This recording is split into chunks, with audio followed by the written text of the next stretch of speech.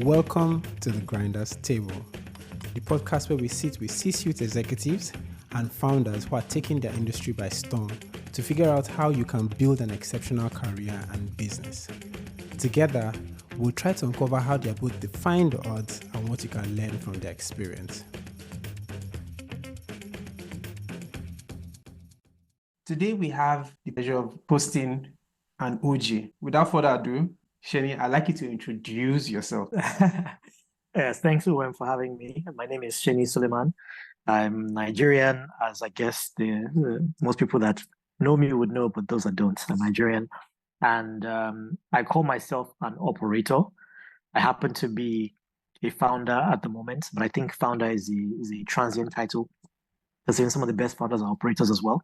So I'm an operator, and what that simply means is that I spent most of my career helping to either build new businesses within companies or help to scale organizations and expand and help them grow, essentially. We'll talk about my work experiences in more detail, of course, I know on the podcast. And so what I'll maybe leave there is that in terms of what I like to say about myself up front is that my own personal mission in life is to try to build successful companies. But what I care about very deeply beyond that is building an environment where people can do their best work, where people show up to work and they feel like what they're doing is really deeply connected to what their mission is, and they can fulfill themselves and drive a lot of value and enjoy what they do. So that's something that I really pride myself in, and something that I enjoy about working beyond just getting the business results. You described yourself as an operator, and I remember there was this whole conversation around, founders letting operators or founders getting out of the way of operators to let them do their job. And now Yes. you wear two hats.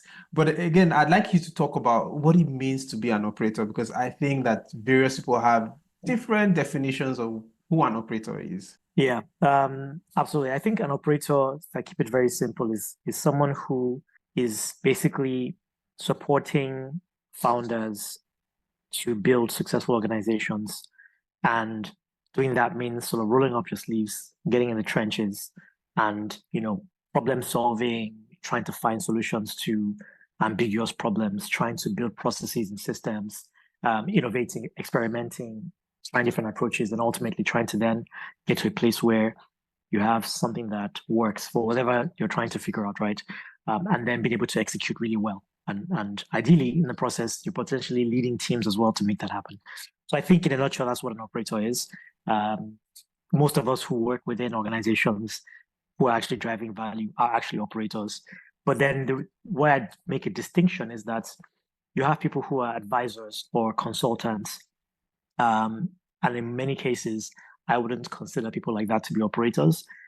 In some cases, I also wouldn't consider lawyers to be operators, because in most of those situations, you're giving companies advice, and you're not necessarily there to see the consequences of the advice you're giving, right? So I think people that are in charge of doing the work, but also have to face the consequences and have to be accountable for the consequences, tend to be much more, aligned with the operator role. So would you describe a founder as an operator too?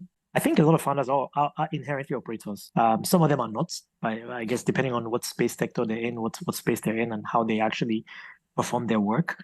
There's some founders who are visionaries, and a big part of what they do is they are able to sweet talk investors, get money out of them. They're able to sweet talk potential employees, sell them on the vision, and they're able to kind of help build an organization where they bring in a bunch of experts. And I think there are a few of those that we've probably come across through our time operating across different ecosystems.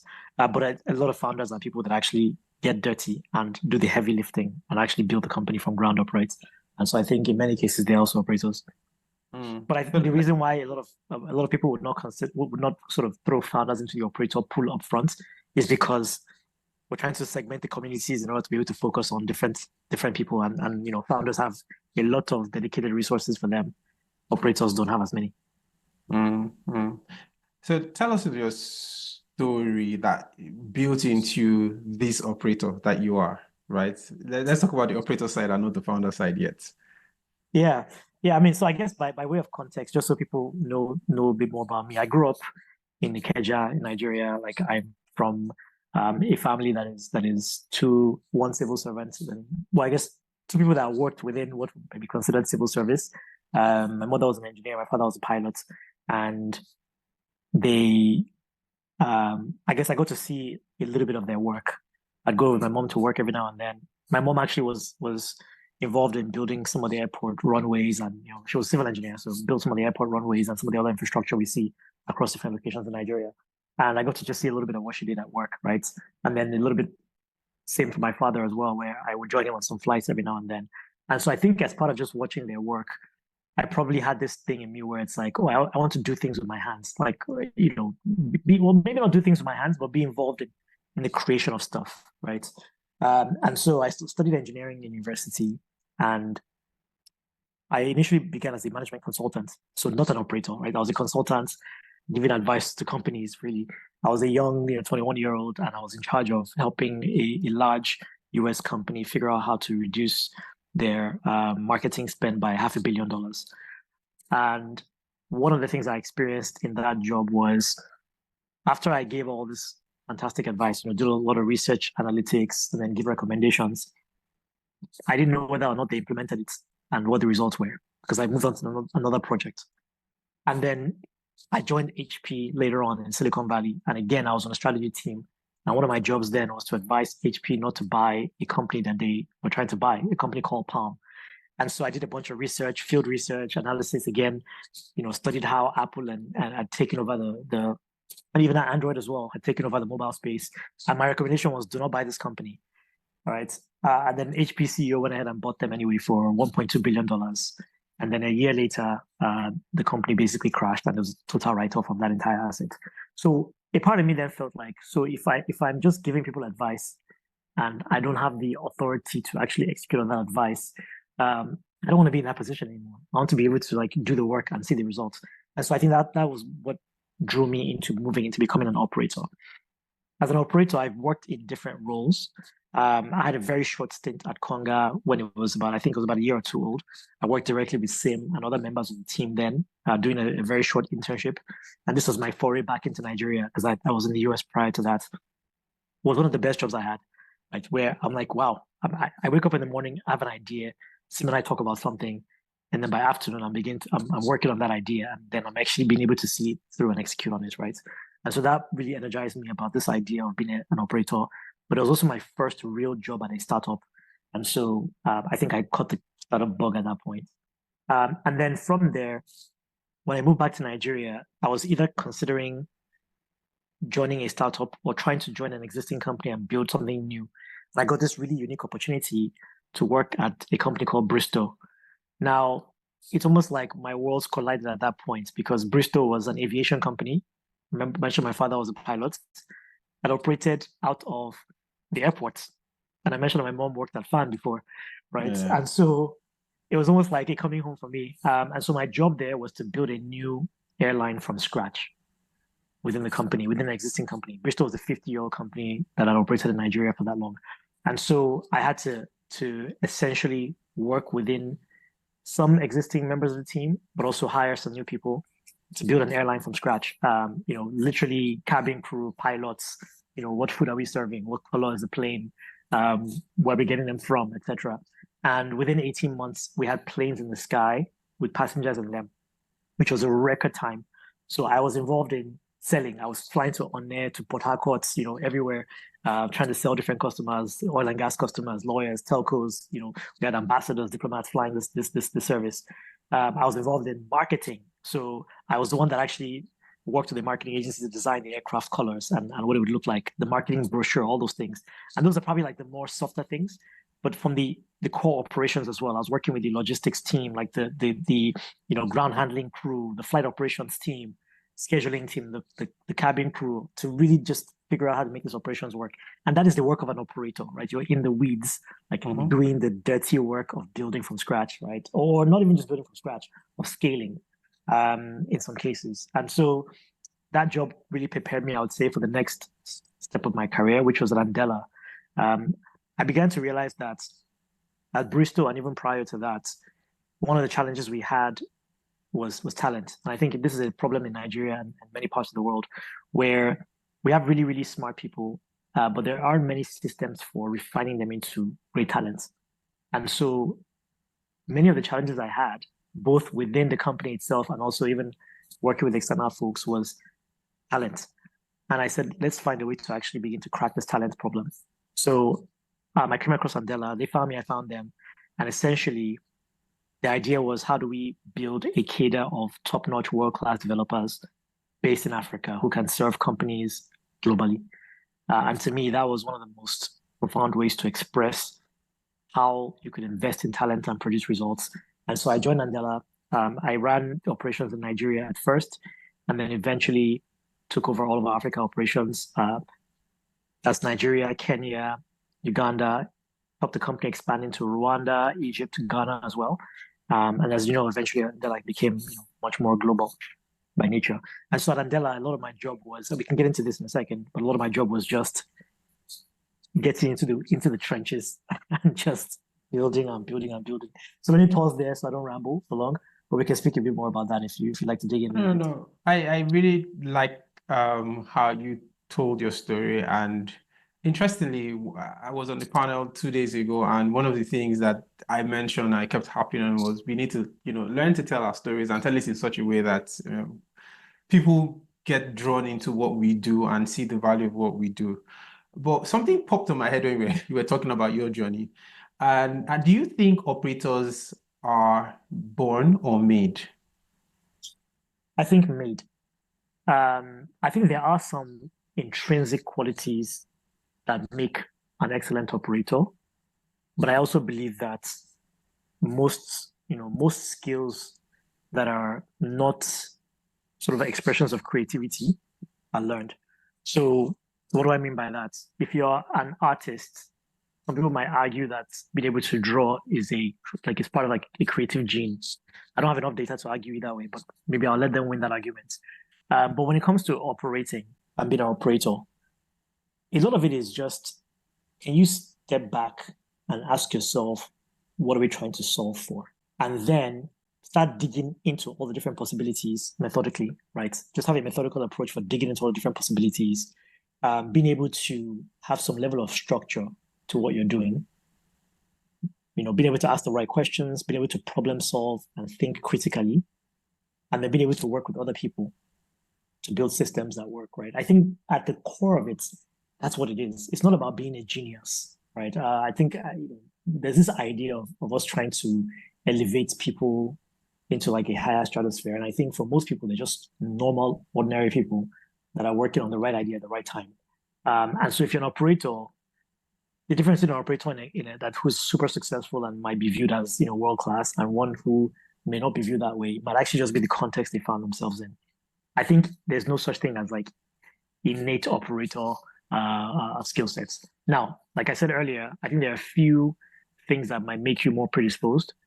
So people that are a bit more structured by nature, people that are a bit more inquisitive and curious by nature, they might make good operators. But I don't think that's the fundamental premise for which we define who's good or who isn't good. And I certainly don't think you're born with majority of what would make you a good operator. You sort of touched on certain skills that you expect operators to have. What is if you were to pick one, what is the most important skill set that an operator should have? The most important skill set. Yeah. I would probably say it's going to be hard to condense it into one, but I'll say it's probably problem solving, some combination of critical thinking and problem solving.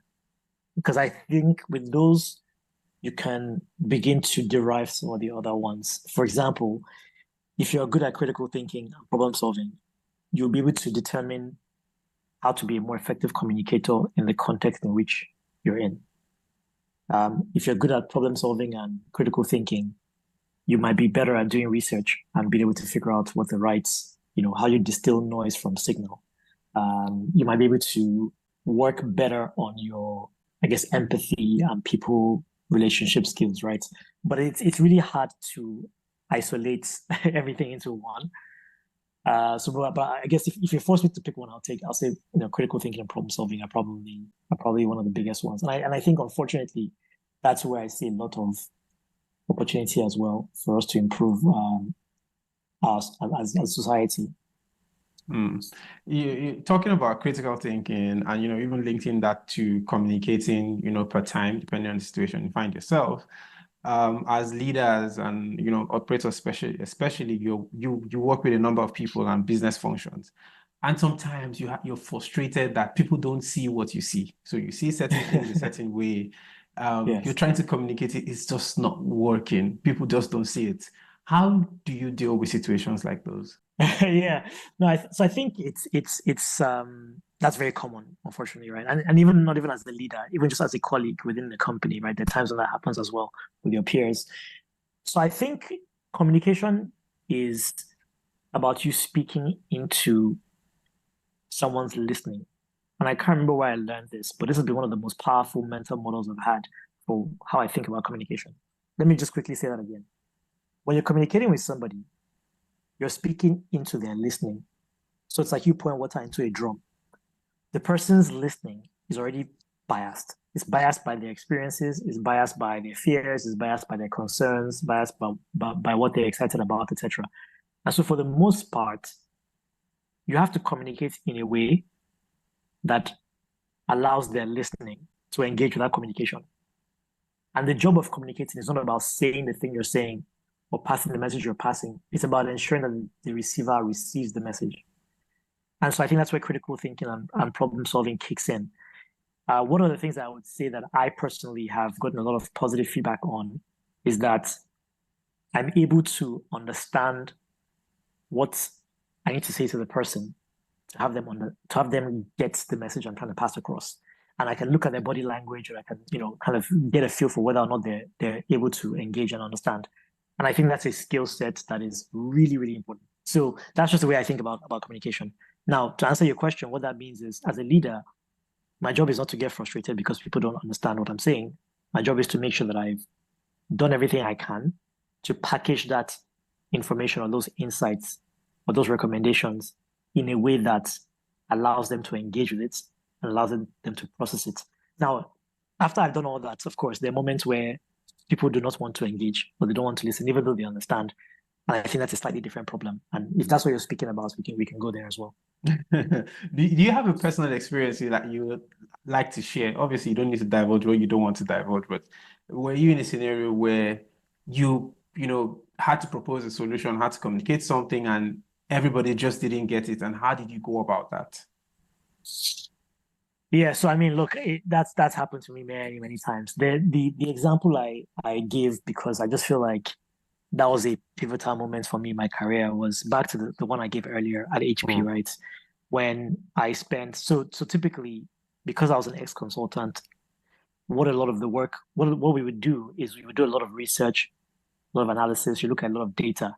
And I realized that most people that were involved in this project were not actually doing field research.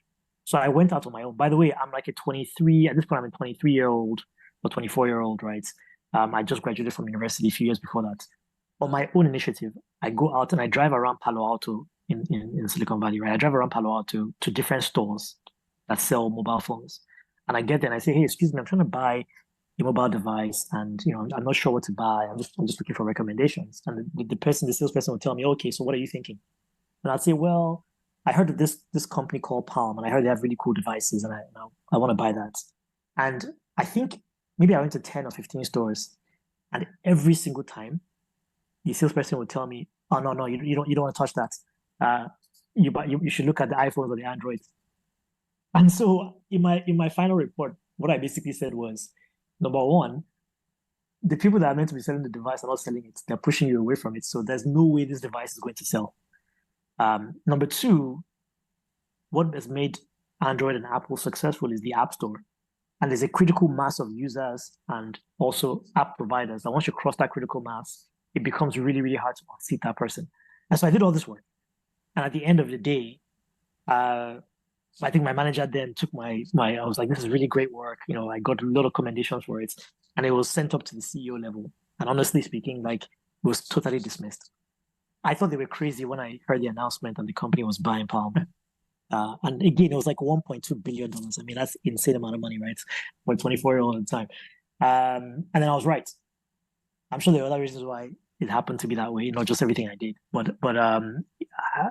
That was a moment where I felt like, you know what, I don't want to be in this position again where something seems so obvious to me and I can't even get an audience with the person that needs to hear what I have to say, right? And it left a big imprint on me. So ever since then, one of the priorities for me has always been I need to work in organizations where I have some level of proximity to leadership, and also where I can be in a position where if I prove myself, and I'll get much quicker access to to leadership in those organizations. And so yeah, let me cut that story short. But that was a moment for me. There be many others that are maybe less I guess less extreme, if you will, right? Where it's just like you have a project that you don't think makes sense and people want to go ahead and do it anyway, or you're trying to communicate something to your team and have them understand why this change of direction is important, and it takes a while to get there. But what I would say is that people are generally smart. I haven't found myself in many situations where I explain something to my team and they just fundamentally don't get it. To be honest with you, like over the last 10 plus years, I haven't really had that situation happen. I think people are actually very smart in general, and they generally get it, right? And this is, of course, Andela, this is across, Bristol. Do you think this is a function of the quality of the team or shared experience? I would say in some ways, it probably, I mean, look, at the end of the day, there's a reason why we keep electing funny people into Nigerian government, right? Even though some of the signs are clear as to what that person will do when they get there, right? Whatever the office is, right? That we're talking about. I think people need to have the ability to think critically for them to be able to engage with you the right ways. And not everyone has teams like that. And I think you're totally right. Yes, the construction of the team and the quality of the team has a big role to play in how easy it is for leaders to pass the message across. But I also think there's an element that we miss sometimes, which is trust. So there are many teams that I've been on where my first priority is to build trust on the team. And trust is simply people being able to say that this person does what they say they're going to do, and you can take them at face value. There's usually no hidden agenda. And therefore, if they tell me to walk with them through this journey, I can trust that there's probably no fun business going on there, right? And I've coached, I've done some executive coaching over the last few years, and I've coached some leaders where it is very clear that their teams don't trust them. And so when you're telling people on your team, oh, we need to do this because this is what we need to do, and they're like, last time you said that, we now found out there was another agenda that you were hiding from us, or there's probably something going on here that you're not telling us, right? And I think in some cases that's where people resist the change or resist the ideas that you might have, right? Because they don't trust you, and at times it's because you've actually broken their trust because they haven't seen you deliver in the past. So you've made promises that you didn't deliver on those promises, and now while they like you, they're like, we don't know that you're actually going to do the thing you said. Like, we don't know that you're capable of doing it. And so how do we trust you and risk our own careers, risk our own peace of mind, and then it doesn't work out. So again, always many factors involved in these things, right? Yeah, absolutely. And you talked about your 23-year-old self, your experience then and what you told yourself you were going to do going forward. Has your perception of yourself changed over time? And what do you think has contributed to this shift? Because again, the reason I'm asking this is you find out that people sort of evolve as they experience life, right? I was discussing with a friend many years ago, my boss that I worked with then and now are two different people. He was so strict then, you wear tie to work, look a certain way, have a strong brand. Today, people, have dreadlocks. He doesn't bother about it. He's dancing around. I'm like, that evolution, how come I didn't get to experience it back then? But so for you, has there been shifts in your life that are sort of made you reassess and change your perception of yourself or what you wanted from life? I'd say yeah. I think of my life as chapters, and each chapter has its own sort of key message and key learning. Maybe I'll just talk about one particular chapter just to keep this a bit shorter. And I would say that chapter was probably the Andela years. One of the things that myself and Jeremy and the last CEO talked about was that I would likely have to become a lot more public facing when I took on the role. And I'm actually a private person. I might have a public persona, but I'm very private. For example, if you go on my Instagram page, you wouldn't really see any pictures of my initial nuclear family. Obviously, I have a wife and a kid now, so I guess Mm-hmm. sometimes when you say my family, it's like, which one are you talking about? But like my parents and my siblings, you barely see them on my Instagram page, and that's just because for me that's like a private thing. Um, my wife will be there a lot because at a different point in my life when I met her, at that point I was a bit more into sharing things, right? And so it's fine. I could share a lot more about her. My baby, you will never see her face, right? We'll put maybe a side view or corner view, but even on my page, you won't see her at all on my page. I don't think yet. And so I'm a very private person in that way.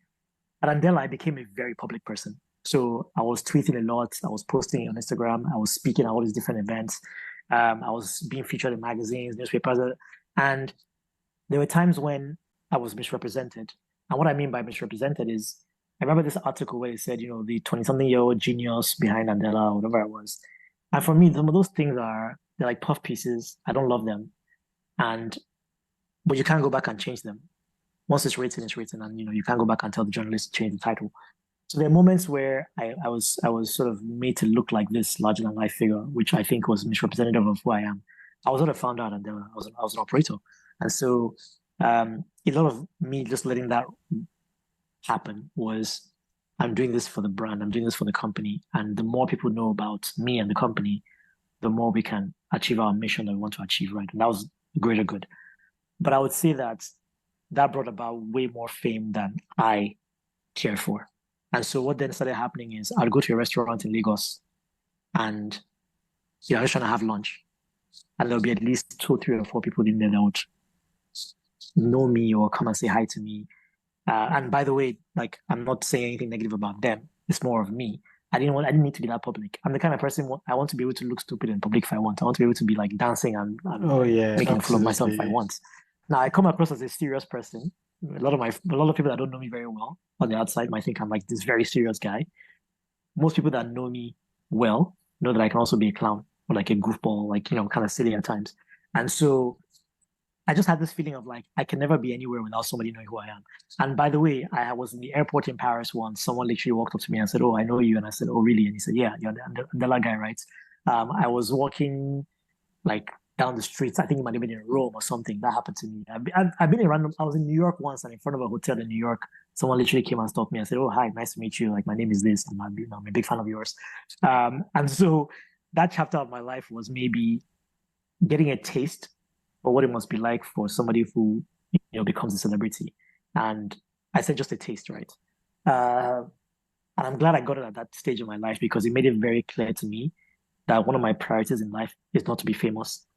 And so I think this chapter of my life is the one where I'm not pursuing fame.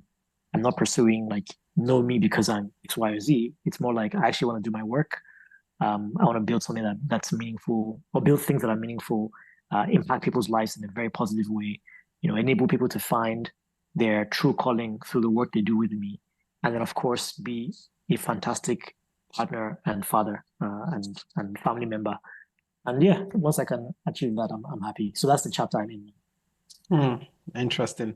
Let's quickly talk about your founder journey. I mean, Yeah. you're an operator, you worked within organizations, you saw how crazy it is to build a company, and you chose to be founder instead. I chose to be a founder in an interesting phase in the world, right? What motivated you to tackle the problem that you're tackling now? And I mean, what is your why? Yeah. So first of all, I think most people that do not need to be founders should just continue enjoying themselves as operators. It's hard either way, but that whole debate of founder operator, I think both are fantastic. Every founder needs operators. Every operator needs a founder to go and work with. And so I don't think that we should be having a debate. What's my why? So I left Andela in 2020, right? And I was thinking about what do I want to do next. And I had all these opportunities that came up. I had amazing opportunities that came up. Some of them, sometimes I looked at them, I'm like, that would have been a very nice gig. Um, but I had this thing that kept nagging at me. And it was the same reason why I went to join Andela in the first place. And it was, if you want Nigeria to achieve its full potential, So we want to build a country that we're proud of, not just because it is functioning well, but because we have good experiences when we are in the country. We need to massively, massively improve our talent, the capabilities of our talent. And this is a huge undertaking. It's a huge statement. Let me break it down a little bit.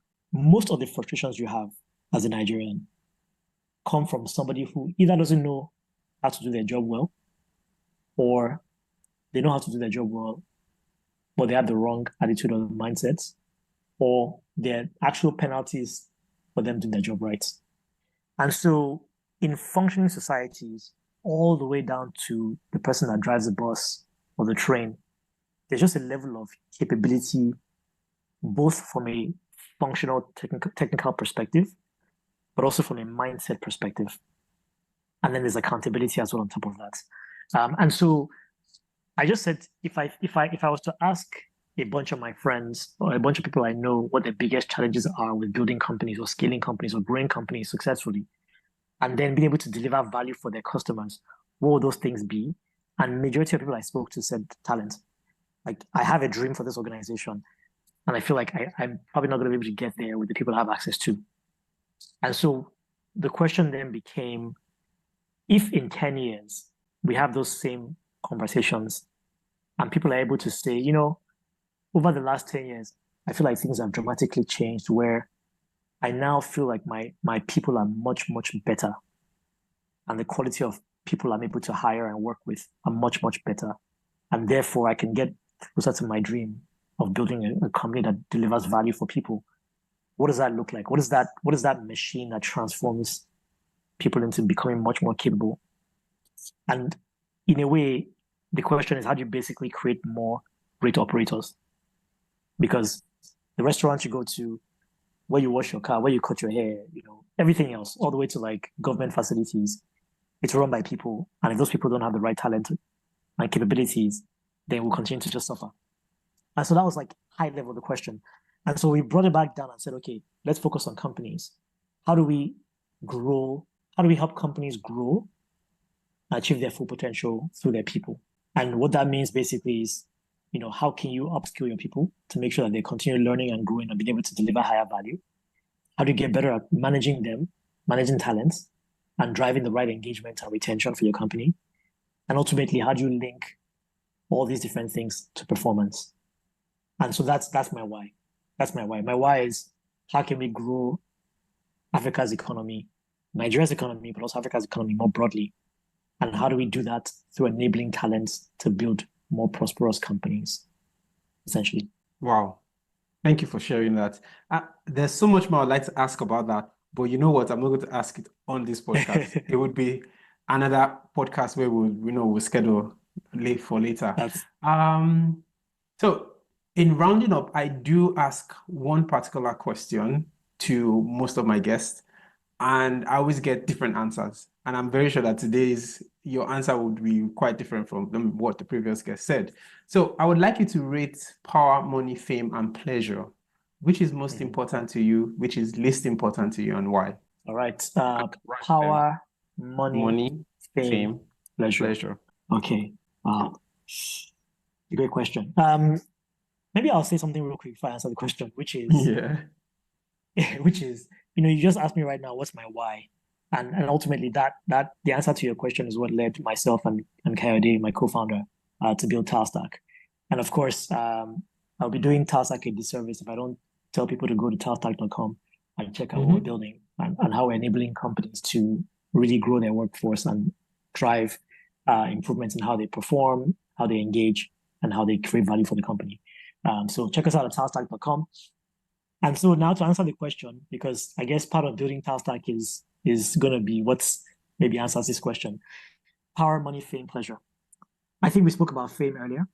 And so I'll put fame at the bottom of my list. I think fame is it's one of those things where you're basically you're drinking your own Kool-Aid, and if your sense of self-worth is tied to what other people think of you in that regard, then I guess you don't stand on a very strong foundation, because people change their opinions very quickly. That's one. So I think fame would be enough for me. Pleasure, I think everybody lives to have some level of pleasure, right? Why do you work hard and try to earn a living? It's because you want to be able to do things that bring you joy. So I put pleasure in the top half buckets. I'm not sure if it's number two or number one or maybe number two, top half buckets. Money is critical because your bills have to get paid, but also I think money is a way that you can drive impact in the world. I'm not one of those people that says, I want to be a billionaire, like I want to be this and that. I think there are way too many people in Nigeria that have completely unrealistic expectations of how much money they need to be happy and to create change in the world, right? I want to have enough money to take care of my family, but I also want to have extra to be able to drive some of the change I want to see in the world, right? And part of my freedom to even go start a company is because I've been able to work in roles where I've been able to support myself well financially, right? So I put money as like number one or two. Power, I'm not sure what power means. But I guess power might be the desire to have influence over other people. Is that what that means in this context? Somewhat, yes. Okay, let's put money and pleasure as number one and two. I'm not sure which order they will come in. And let's put power and fame as number 3 and 4. I don't care much about being able to have people look up on me and put me on a pedestal and I'm dictating their fortunes. But I do think that being able to drive change in the world is an important thing. And so with money, you can do that. With pleasure, you can also extract some value for yourself. Power, fame, not as high priority for me. Hopefully that answers the question. Yes, it does. Wow, such an incredible conversation with Seni. And to all the listeners, I hope you've been inspired by his journey and everything that he has had to share. Seni, thank you once again. And I'll be calling on you to come back on the podcast to talk more about what you're building in Talstack later. Sounds great, Wem. I'm going to hold you to that promise. That's all on today's episode of The Grinders Table, and thank you for listening. If you enjoyed this episode and you'd like to support the podcast, please share it with others, post about it on social media, or leave a rating and review. To catch all the latest from me, you can follow me on Instagram and Twitter at MonsieurOM. That's at Monsieur for Miss in French, OM. Thanks again, and I'll see you next time.